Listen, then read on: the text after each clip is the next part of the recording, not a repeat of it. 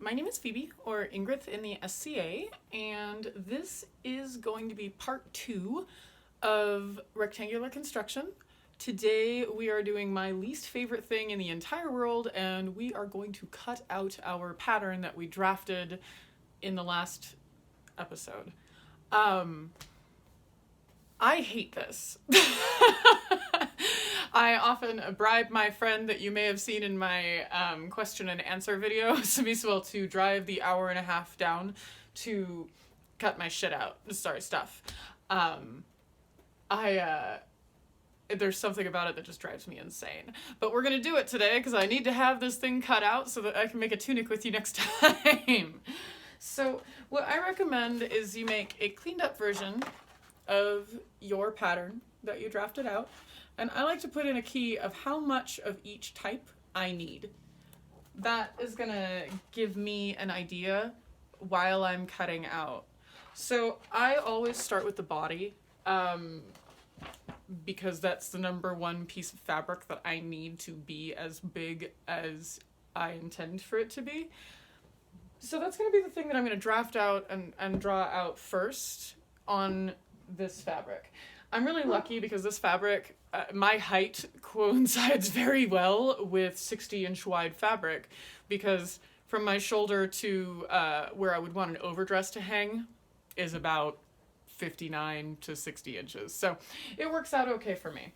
Not a lot of people are going to have that, but you'll have the ability to use the extras for other pieces. That's the fun part about rectangular construction. So I'm just going to get started, and I'll show you guys the different parts. First, I'm going to draw out the body pieces that I need. All right, so I have drawn out my 2 body pieces on this fabric. You'll see the fabric itself is a wool diamond twill that is one of my favorite patterns. They are found quite a bit in the cultures that I enjoy in the SCA. And I got this from Feed the Ravens. Scott and Maggie always find ways to take all my money because they are basically like my personal shoppers. I love them. They're over at Feed the Ravens. I haven't cut it out yet. I've drawn it out. This is where you make your choice with what you're comfortable with. I know how much fabric I need for my pattern because I've done this a lot. You might not. I generally cut as I go because I don't like this process, so I try to make it go as fast as possible. Some people draft the whole thing out though, and then cut it out after everything's been drawn out. But I'm gonna do it my way. You guys figure it out how you want to do it. I know that people had questions on whether to do 1 big piece or 2 pieces for your body. This right here is the example of why we would use 2 pieces. This is a patterned fabric, so I want to keep the pattern the same on all the pieces. I need it all to be going in the same direction. So with 2 pieces, I can make sure I have more room to work with for all the pieces I need that have to have the pattern going in the same way. All right, so I'm going to cut this guy out. So the next part I'm going to draw out are my sleeves, because after my body pieces, these are the biggest rectangles that I'm going to need. Now, because I'm using a patterned fabric, I need to decide if I want my sleeves to go this way or this way. There is no right way. It's whatever you prefer. It's what looks good for you or what fabric you have. Because sometimes you're not going to have enough to be able to line it up with the pattern that way, but you will have enough to do it that way. And so often that'll drive your decision. I'm going to draw this out in one large rectangle of 2 sleeves together, and then I'm going to cut it out and cut it in half. So that will be my next step. Okay, we're going to try this again. I keep having issues.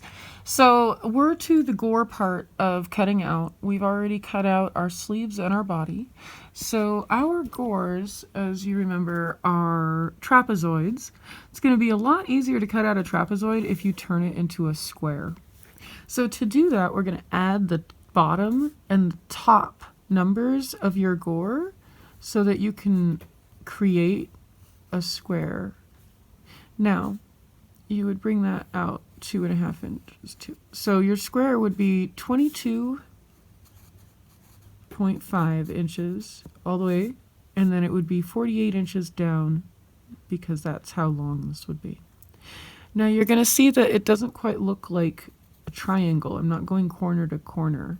I give a 1/2 inch everywhere that my triangle would normally have a tip. What that does is it gives your seam allowance in there without causing any buckling where that triangle tip would be. The best part about this for me is because I'm using a patterned fabric, and when I cut my gores out like this, it's keeping all of the fabric pattern direction going the same. So that'll give me continuity with my large gores. I'm going to do the same with my small gores. So I'm going to add my 4.5 to my 2.5, and that's going to be 7. So it'll be 7 inches across, 9 inches down, because that's how long our gusset is. I'm going to go 2.5 inches in and 2.5 inches in, make my little 1/2 inch, and then I'll connect the two of them. So I'm going to cut out 2 of those, and I'm going to cut out 2 of these, and then I'll have my gores cut out for this dress. So I'm just going to come over here and get that going. All right, so I'm going to show you how I do that, what I just explained, and I'm going to show you on the small gores. So it's 7 inches long, or it's 9 inches long and 7 inches across. My small gores need to be 4.5 inches by 2.5 inches. So up top, I'm going to measure 2.5 inches, and I'm going to actually mark 1/2 inch there. And then I'm going to do the same on the bottom half, but I'm going to do it on the opposite side. That way, when I connect my 2 1/2 inch marks, I'll have 2 trapezoids.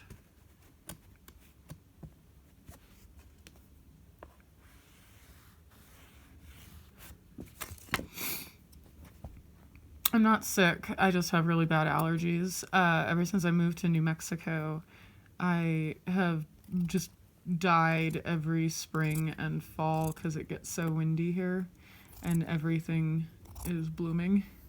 So bear with me as I snorkel in your ears.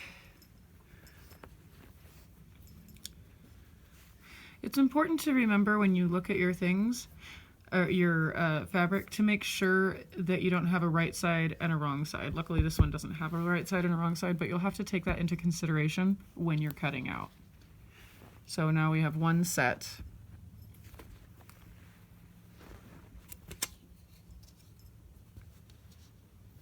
Once again, 2.5.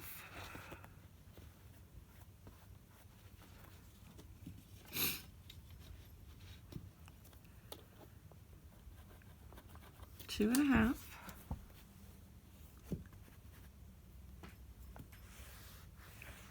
And then we connect and cut out. Parsley, what you doing?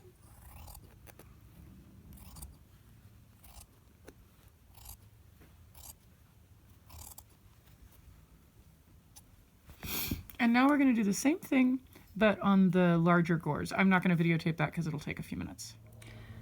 All right, so I have finished cutting everything out. I've got that diagram as my dress, and if you want to make a double check to make sure that you've got everything, you can lay your dress out, pardon the shakiness, just to see that you've got all the pieces. I've got these all doubled up, so I've got 2, 2, 2, 2, 1, 1, 2. So I've got all my pieces and they are ready to get put together. Remember, when you cut out these guys, you want to make sure that you've got one in each direction if your fabric is gonna be patterned like mine is. You want bad side facing bad side, so you've got one shiny, one dull, if you have that. I don't. Mine is actually the same on both sides, but I learned this the hard way, so hopefully that'll help you. All right, we've cut everything out. When you've finished cutting this out, don't worry.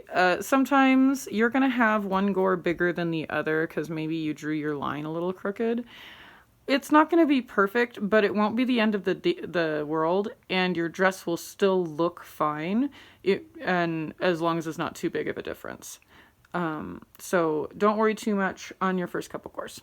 So that's it for today. And thanks so much for joining me. We'll get back together tomorrow and start sewing this guy together.